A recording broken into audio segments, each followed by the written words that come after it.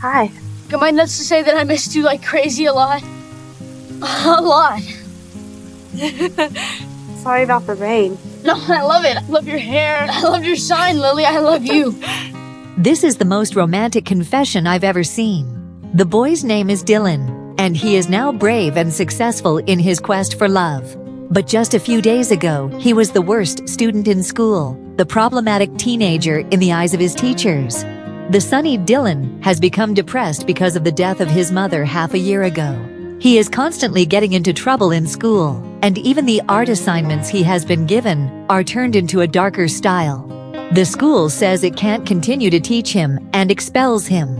Benjamin, who was also suffering from the loss of his wife, didn't know how to communicate with his son. All he could think of was to take the family away from the city, to live in a zoo surrounded by animals and nature.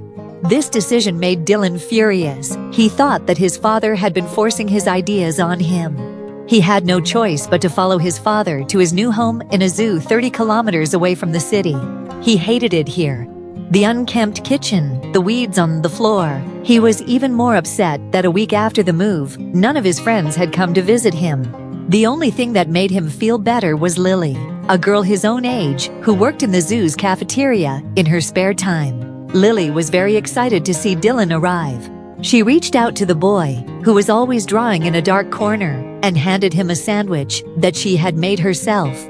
They formed an unspoken agreement to see each other every afternoon. But Dylan's life in his new home was still not going well, because he accidentally opened the snake cupboard in the middle of the night and caused a disaster. Everyone was helping him to clean up his mess. He felt guilty, but he couldn't say he was sorry. Dylan looked at his father, who had worked so hard for the zoo, but just when the zoo was about to go out of business, all Dylan could think of was that he could go home to his friends. Lily was very upset when she heard what he said and felt that Dylan had never been true to him. After that day, Lily never came back to see him. Dylan didn't know what was going on, and he got angry at his father for no reason. Instead of blaming him, his father told him when he was calm. You know, sometimes all you need is 20 seconds of insane courage. Just literally 20 seconds of just embarrassing bravery. And I promise you, something great will come of it.